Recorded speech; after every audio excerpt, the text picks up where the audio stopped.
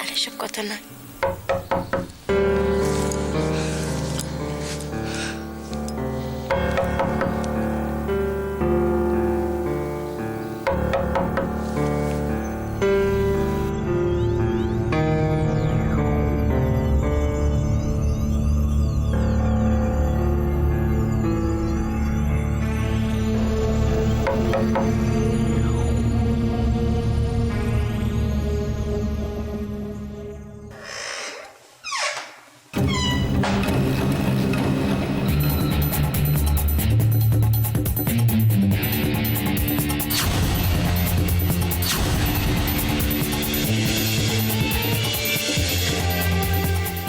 কি ব্যাপার এত রাতে? সরি রুদ্র, আসলে একটা খুব দরকারি কাজ এসে পড়েছে। It's very urgent. চন্দ্রা, আমি আমার ব্যক্তিগত সময় কোনো অফিসের ব্যাপারে না করাই না। আর যদি আর্জেন্টই হতো তাহলে আগে জানাওনি কেন? এভাবে ইন্টেনশনালি ডিস্টার্ব করার কোনো মানে হয় না। দাঁড়াও,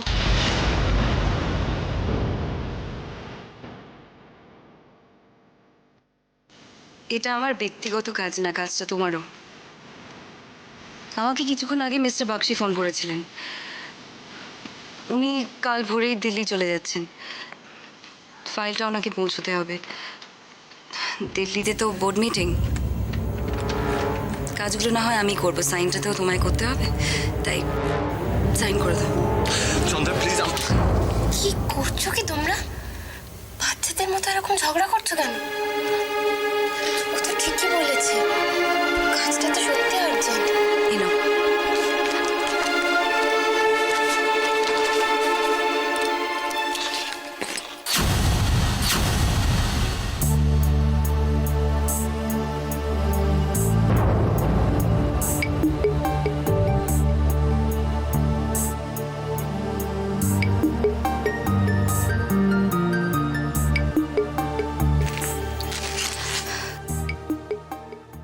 সরি দোয়েল, সরি।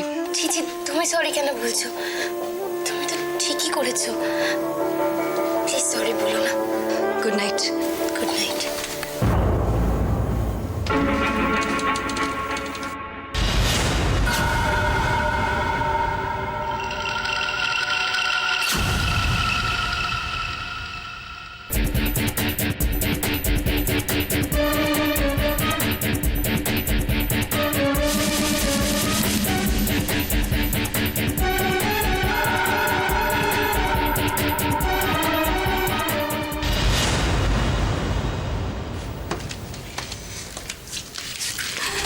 পিপি, হ্যাঁ, আমি এই দিনটা দেখার জন্য কি এতদিন ধরে এত লড়াই করেছি?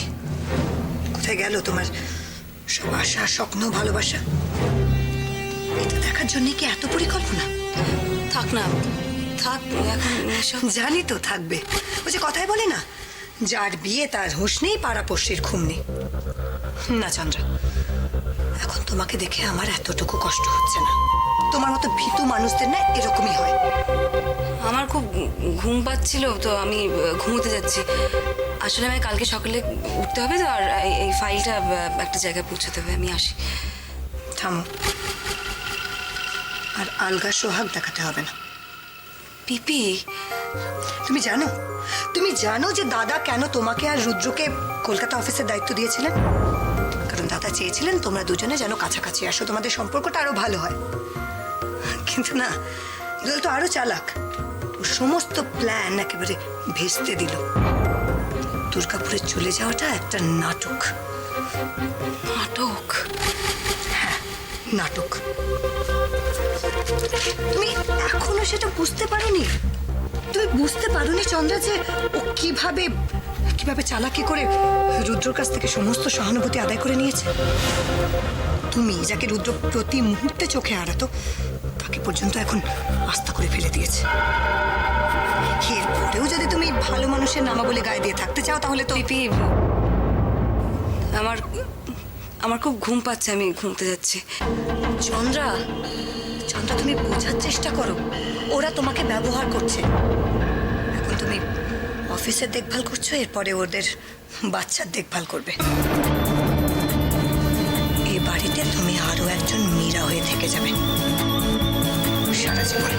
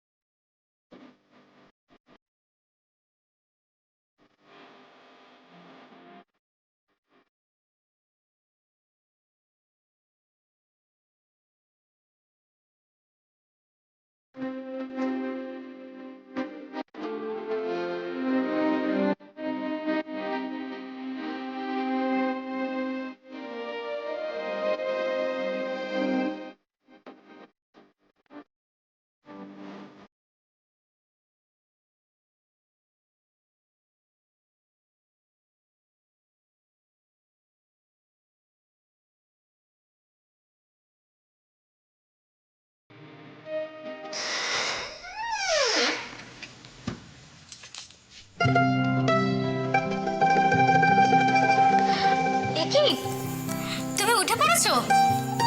তোমার স্নানও হয়ে গেছে? আমাকে ডাকুনি কেন? বারে তুমি সারাদিন কত পরিশ্রম করো, তোমাকে মিছিমিছি ডাকবো কেন? এই চা খাবে তো? দাঁড়াও আমি চা করছি।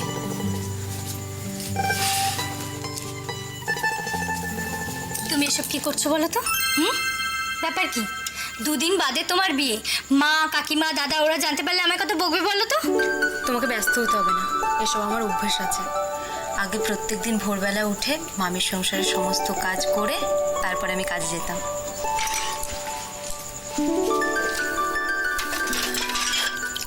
তবুও শান্তি ছিল না, ভালোবাসা মায়া মমতা কিছুই না। এতদিন তো তুমি অনেক কষ্ট সহ্য করেছো, এবার আমাদের কিছু করার সুযোগ দাও। তোমার জন্য আমরা কিছু করি। তোমাদের ঋণ আমি কোনোদিনও শোধ করতে পারবো না রাই। এত ভালোবাসা মায়া মমতা এসব আমার কাছে সব স্বপ্ন। মাঝে মাঝে নিজেকে আজকাল খুব লাকি মনে হয় জানো। কেন? ও বুঝেছি, সত্যি আমার দাদার মতো মানুষই হয় না।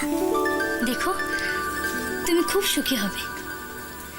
টাকা পয়সা সুখের জন্য এসব কিচ্ছু দরকার হয় না। এই আমাকে দেখো, কৃষ্ণকে ভালোবেসে আমি নিজে এই জীবন বেছে নিয়েছি। আমি কি খারাপ আছি?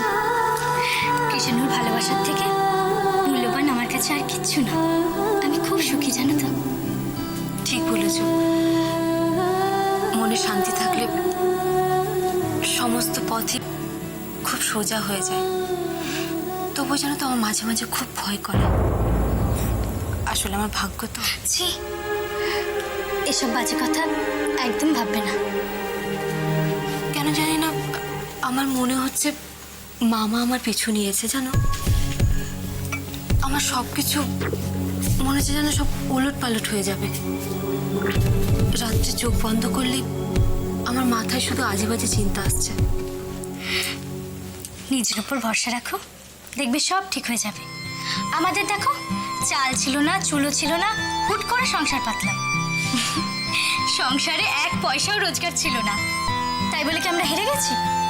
কৃষাণু পড়াশুনো শেষ করেছে, সংসারে চলে যাচ্ছে। কৃষাণুর চাকরি বাকরির কোনো খবর পেয়েছে?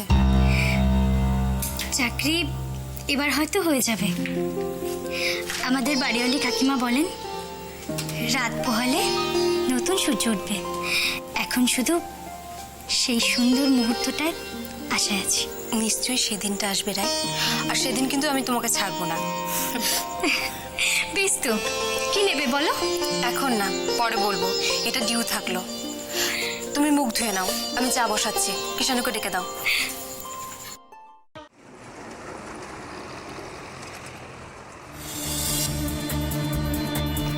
অফিসের দেখভাল করছো, এরপরে ওদের বাচ্চার দেখভাল করবে।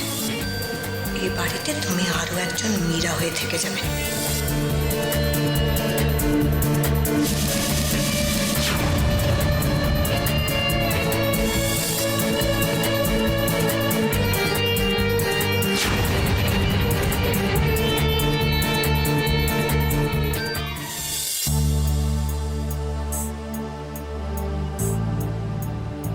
চন্দ্রা, এটা তোমার পুজো গিফট।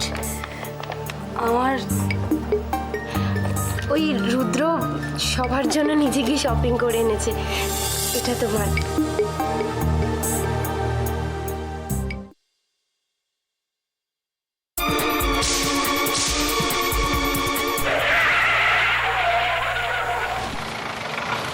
কি হলো? আরে ভাই আমি তো এ কি আপনি? আরে আপনার আপনার কোথাও লাগেনি তো? না না, অল্পের জন্য বেঁচে গেছি। তা আপনি এত সকালে যাচ্ছিলেন কোথায়? আমার ওই একটা কাজ ছিল আর কি, পার্সোনাল? অফিসিয়াল। বাবা, আপনার তো দেখছি 24 ঘন্টা ডিউটি। তা বলতে পারেন। তো এই নিয়ে বাড়ি থেকেও আপত্তি করে না? বাড়িতে কে আর কি বলবে, মা মা কাজের ব্যাপারে সেরকম কিছুই বলেন না। ও বাই দ্য ওয়ে, দোয়েল কেমন আছে? মানে মানে রুদ্র ঠিক টেক কেয়ার করছে তো? দোয়েল দোয়েল ভালোই আছে, আর রুদ্র তো হাজব্যান্ডের হিসেবে পারফেক্ট। দোয়েলের খুব দেখাশোনা করেও। আমি আগে কখনো রুদ্রকে এত সিরিয়াস দেখিনি, জানেন তো। আপনি যদি কিছু মনে না করেন, একটা রিকোয়েস্ট করব। প্লিজ প্লিজ বলুন। চা খেতে খেতে তো গল্প করা যায়, যাবেন আমার সঙ্গে? না, আমার কোনো আপত্তি নেই, কিন্তু আজকে না আমার একটা কাজ আছে, খুব দরকারি একটা কাজ। আজকে না, আরেকদিন। I promise. ওকে। আজ আসি। আরে আপনার পার্স। আরে আউচ। এটা বুঝি আপনাকে চা খাওয়াতে চাওয়ার gift? Sorry sorry, very sorry. আসি, হ্যাঁ চলো।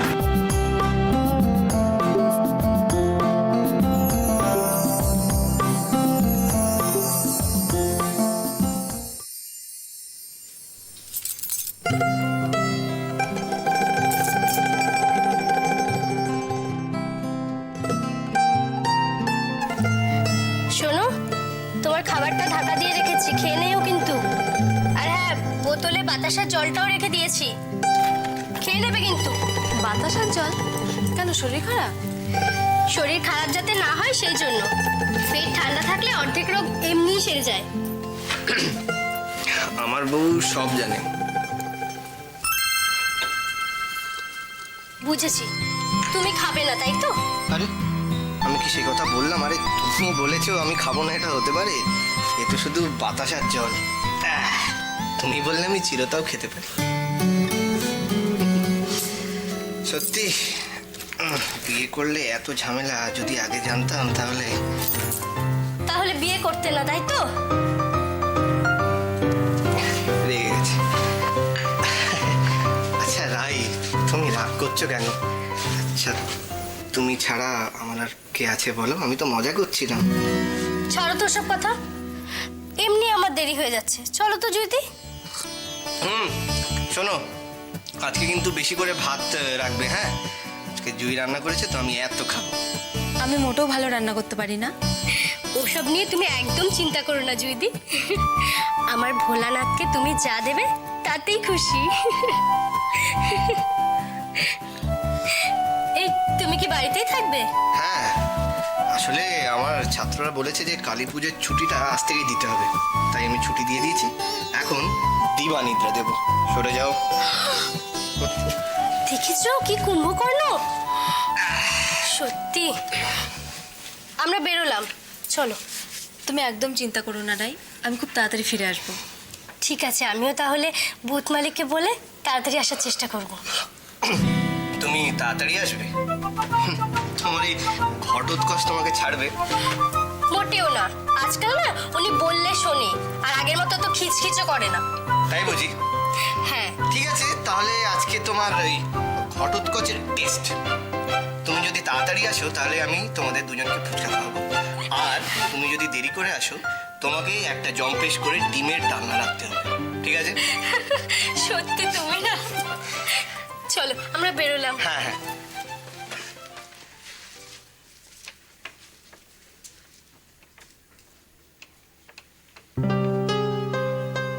আর কত পরীক্ষা নেবে তুমি? কতদিন এইভাবেই থাকবো? কতদিন নিজের হাসি দিয়ে দুঃখগুলোকে ঢেকে রাখবো? এত তো চেষ্টা করছি, একটাও কি সুযোগ পাবো না?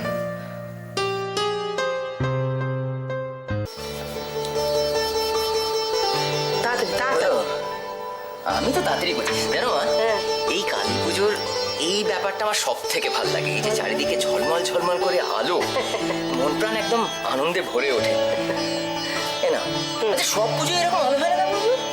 কি কথা, কি কথা, পুজোয় তো প্রদীপ লাগবে বাবা। আরে ধুর বাবা, আমি শুধু ওই একটা দুটো প্রদীপের কথা বলছি না, আমি এরকম আলো দিয়ে চারিদিক সাজানোর কথা বলছি। ও আলো দিয়ে সাজানোর কথা, ও মাইটা জানিস না? আরে এই দিনেই তো রামচন্দ্র 14 বছর তার বনবাস শেষে বাড়িতে ফিরেছিল, ওই জন্য আলো। কিন্তু না মানে আমি বুঝতে পারছি না, আলোটা কেন বাড়িতে ফিরেছিল সবাই? এই যে মাঝখানে কথাটা বলি, যে পুরো কথাটা বলতে দিস না, এই যে তোর দোষ। আচ্ছা বলো বলো। গল্প শোনার অভ্যেসটাই চলে গেছে তোর। শোন, বাড়িতে তো ফিরেছিলেন, কিন্তু ফিরেছিলেন কি করে? ফিরেছিলেন রাবণকে বধ করে, সীতাকে উদ্ধার করে। তাহলে জিনিসটা কি দাঁড়ালো? জিনিসটা দাঁড়ালো এই যে তিনি অশুভ শক্তির বিনাশ ঘটিয়েছিলেন। তার মানে এই যে অশুভ শক্তিকে বিনাশ করে এই যে শুভ শক্তির আগমন, এই সেইটার জন্যই এত আলো বরণ করে না। একদম ঠিক বলেছো মা। এই দেখ দাদা, আমি এক ব্যাগ ভর্তি বাজি এনেছি। ওরে আজকে রাত্রিবেলা তুই আর আমি ফাটাবো একেবারে। আর দেখবি যত অশুভ টশুভ আছে না সবাই পালাবে। একেবারে। তুই কি করলি? তুই কি আনলি? বাজি কিনেছি, কি হয়েছে? আরে দুম্ব ছেলে, তোমার বয়স বেড়েছে, তোমার বুদ্ধি বাড়েনি। হ্যাঁ, এই এবার অসুবিধার সময় তুই এত টাকা খরচা করে টাকাগুলো সব পুড়িয়ে দিবি তুই। আরে কেন মা, মানে কালী পুজোর দিন একটু আনন্দ করবে না? তুমি না সত্যি সারাক্ষণ বকো। চুপ কর। তোদের আল্লাহ ইয়ে হয়ে গেল এখন। দেখো না, তোমার জন্য এনেছি, তোমার আর জেঠির জন্য এই মোমবাতি আর তারাবাজি। হ্যাঁ দেখলি, দেখ তারাবাজি। আর বাবার জন্য এই রংমশাই। বাবাকে তো অন্য কিছু দেওয়া যাবে না। ভালো তো। আর দাদা আর আমি কি কিনেছিস? চকলেট বাজি। Chocolate bomb? সন্দীপ ফাটালে চকলেট বোম? খালি হয়েছে। কেন সুজন, শোনে বলছি, এখন খুব ছোট। হ্যাঁ চুপ। তখন তুই হোসনি, তখন তুই হোসনি, ও তখন এইটুকুনি গেড়ি। হ্যাঁ, প্রত্যেকটা কালী পুজোর করতো কি, এত বড় একটা কাগজ, তার মধ্যে দূরে একটা চকলেট বোম রেখে না, দূর থেকে আগুন দিয়ে পু করে পালিয়ে আসতো আমার কোলে। এবার কোলে বসে আর আমাকে জাপটে ধরে এরকম করে দেখছে, যে বোম ফেটেছে, ও মা গো, ও বাবা গো করে অনেকদিন পুরনো। তুই এখন ওরমই করবি। ফোনটা ধর না। যা। এই সাবধানে রাখবি তুই এগুলো। দেখে নিয়েছে। হ্যালো।